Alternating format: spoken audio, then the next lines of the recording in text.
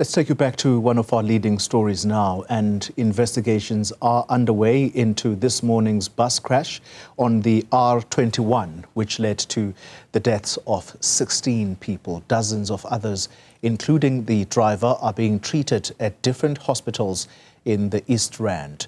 Gauteng Roads and Transport MEC is Kedibone Diale-Tlabela, who joins us in studio. MEC, good evening to you, and thank you very much for your time. It's a gruesome, gruesome accident that we woke up to this morning. Are you able to tell us at this time what could have caused this bus to roll on a road that many experts who were talking here are saying it doesn't look like there would have been any major hiccups just on the road surface?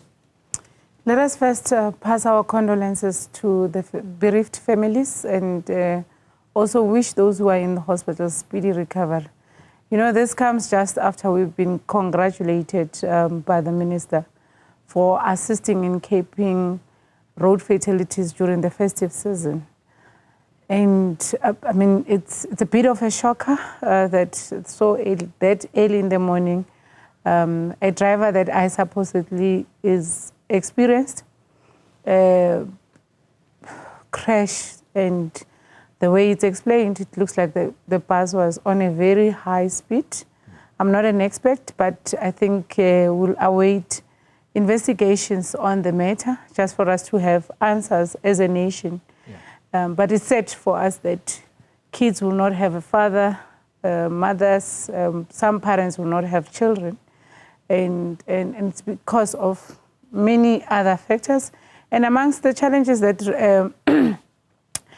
road safety is faced with in our country is driver behavior, largely, in most of the cases. And we're yet to hear what really transpired, and we are really worried. And that's why we continue to appeal to drivers, especially those that are driving even public transport. That's a public service they are providing. Yeah. And at all times, they must make sure that they do good to the people. MEC, you mentioned driver behavior. The hope is that he recovers, because the understanding is that he's among those who were lucky enough to survive this. What about the roadworthiness of the bus itself? Is there any indication at this stage that this bus was roadworthy or may not have been roadworthy? The leadership of Ekurhuleni is on top of the matter, investigating it thoroughly. But we were given assurance that the vehicle did not have any form of challenges. But I think you have seen also the statement by the minister that they've sent a unit within RTMC to investigate thoroughly what really transpired. And I think as we are about to start the Easter recess, we are very concerned. And I think we need to up our game, like we had continued with the road safety campaign. And I think the rainy days have made us to relax a bit. But we really need to investigate. I mean, there's a lot of allegations about the said bus, and we need to just make sure that we get to the bottom of the issue and be able, we are wishing him speedy recovery so that he's able to explain to us what really transpired, you know. An accident is an accident, but recklessness is not allowed. And you talk about recklessness. What could be the potential penalties if indeed it was found that he was negligent? Let's wait for the investigation report. Remember, he is also fighting for his life in the hospital. I know that there's rules in this country that governs that and will allow the law enforcement agencies to investigate and take it forward for us. MEC, I want to move then from the bus accident to the taxi violence that continues in your province, Soweto, Mufulo to be exact. There's a huge standoff right now between Nandue Taxi Association and WATA. This is a matter that you've been in the studio for. It continues to repeat itself. What is the problem this time? I think every year, almost around this time, I'm here. Ever since I became an MEC. Actually, I was telling the team that it looks like it's a trend. It's either they do this in the towards the Easter recess or towards the festive season break. And we really need to investigate why only this time. But I think one of the things that we want to appeal with the courts is to assist us. Remember the last time I was here discussing this with you, I was saying I'm going to thoroughly investigate and look at the history, what really transpired, who did what, including the role that we played as a department. And we've been working closely together with the taxi industry in our province. And fortunate for us, the national structures of the two associations came on board. And part of what the teams were investigating was, what is the truth? Yeah. Who is permitted to operate those routes that are under dispute? And unfortunately, it's in black and white. And there has been... When you say it's in black and white, yes, who is authorized to run those routes? So according to the permits and both associations, which is Water and Nwandiwe, it's written also on their permits that you as Xoli, you are getting this permit for this period and you are allowed to operate from point A to point B. And now the fight for all this years is about Kedibone wanting to continue wanting to operate also on the route where Xoli is permitted to operate. So it's a point A. A point A is your pickup. A point B is your offload. So you are allowed to pick up and offload. You are not allowed to bind and pick up from Xoli's pickup point. So it's a water is allowed to come, offload, and pass. Yes. And then these ones are that where water offloads is the Nwandiwe. It's a point for Nwandiwe. And for the longest time, province has been trying to resolve that matter. And the challenge is every time province wants to resolve amicably with all of them. And I think my predecessors have been dealing with this as far as Ntate Msunkutu, who closed the rank for almost 3 months. And then they come back to say, no, we're no longer fighting.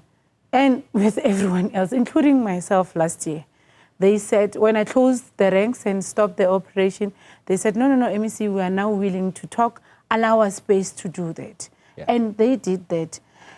And as we were, by the way, they're still in court. By the way, they're still in arbitration. And we did the process with them as the department. And in that process, we were asked to outline who is permitted to operate where. And unfortunately for them, both, is that we can't manipulate. It's clear on their licenses that Nwandiwe is the one that is permitted to operate on the disputed route. And then there's court orders to that. And because we are all subjects of the law, we as a department then said, let's implement the court order. In implementing the court order, Water went to court to interdict, and they were granted. And arbitration is still continuing. Obviously, and what we will call for, where we are sitting, is to request the courts to really assist us on this matter. Just on that point, MEC, I'm sorry to cut in. You are going to request the courts to really help out. I'd like for you to listen to a representative of, I believe it is Nwandiwe. They were talking exactly to this point about court orders. Let's take a listen for a moment and then we'll continue. No, asivumi leyo. Because oqala nje leyo court order yakhona kuningi okusolakalayo ngayo. uWilson lo khiphe le court order le judge ayisibona ngathi lenze okukhulu ubugebengu noqophololo elibenze phakathi kwalento, because ukhiphe i judgment without ukubiza wonke ama-stakeholder ka-government ayekade ekhona ezosho ukuthi lo msebenzi wabo bani. MEC, that's one of the representatives of these taxi associations. You've got to demonstrate as the authority of roads and transport in Gauteng that you are in charge. If the people involved in this are going to question courts in this way without providing any evidence of corruption, because that's what he's suggesting, what can you do to assert your authority? What we are saying is, in ruling, the courts must help us to be able to lead, but also help us rule in considering what the members of the public are going through. And on this matter, good.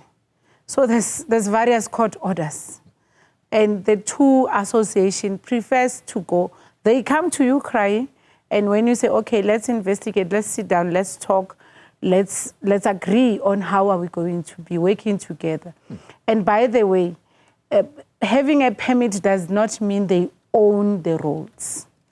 And communities of Soweto are tired, to an extent that in one of the consultations, they said to me, MEC, if it comes to a push of withdrawing the permits and giving us an alternative, please do that. And we have done everything in our power to make sure that they are all aware of, and they have the permits themselves. The permits are clear. When you get a permit, it tells you where you are operating. And unfortunately for them, they continue to do what they are doing. They prefer to resolve issues with a barrel of the gun. It's not done in a democratic South Africa. You know, in as much as they are rude, no one must fight anyone. When there's a dispute, they are in arbitration. Why are they doing what they are doing? MEC, I keep repeating this. You are the authority. What is it that you are doing about it? One thing that I said to the team earlier today is that I'm not going to continue doing a vicious cycle. That when they start fighting you, you withdraw temporarily their permits for 90 days, and then when they feel the pain and they go back. We need to find a way of elevating this matter. There's a lot of allegations around the issue of the dispute, and one of the things that we have requested the law enforcement agencies, especially the state securities, to really intervene with a true sense of intervening and investigating thoroughly what sparked the disputes, what sparked the conflict, who stands to benefit, because there's a lot of money exchange during the period of conflicts. All right. And their own members of associations who come on the basis of anonymity are telling us and making a lot of allegations that MEC, it's quite costly on our pockets. Every time you see a conflict, you must know we're going to be made to pay 800 rands, 100 rand on a daily basis for one thing or the other. The lawyers are also very expensive, but sadly, these monies are not deposited in any bank. So is this conflicts benefit to some? Yeah. And there's a question that we need to ask. All right. Because when we are in arbitration and when we have preferred to go to court, we'll wait for the rulings. We'll not start killing each other.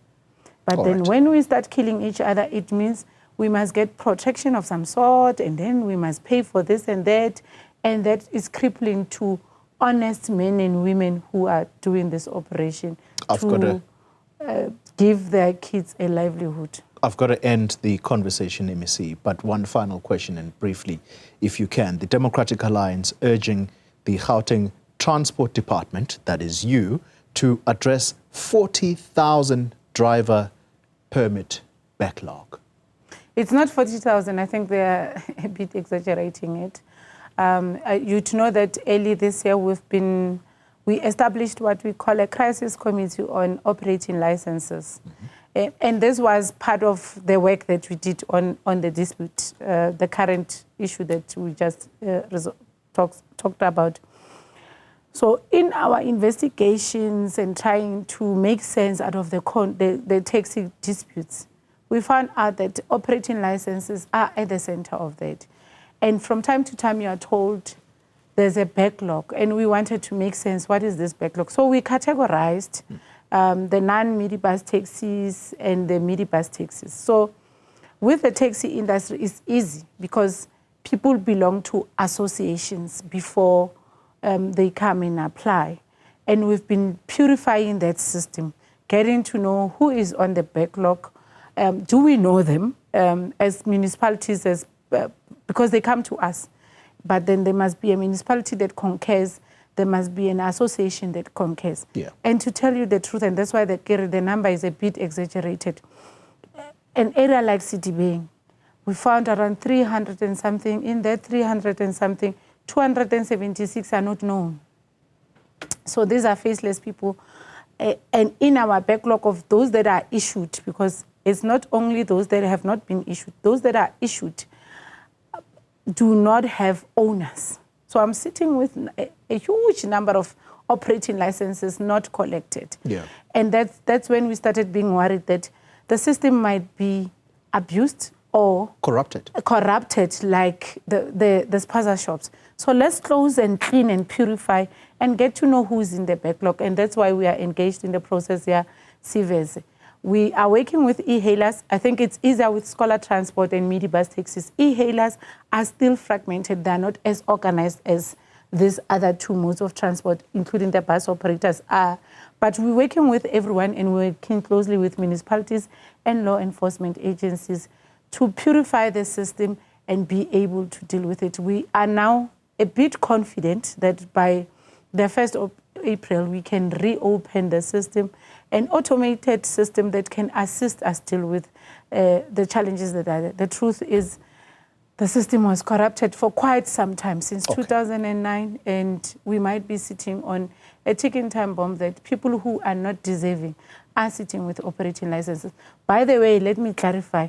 When you apply, it doesn't mean you have an operating license. We still reserve a right to say yes or no. But then the challenge is people think when they have stepped in and filled in their forms, they go buy a vehicle and run the service. All right, MEC. Some run the service and then think of us later. It doesn't work like that. I'm going to have to invite you back on this permit backlog. But now that you've given a date to it, we are going to hold you to it, and we'll invite you back to understand exactly where things are. But 1st of April is the time that you're estimating you might reopen it. Kedibone Diale-Tlabela, let me thank you very much for your time.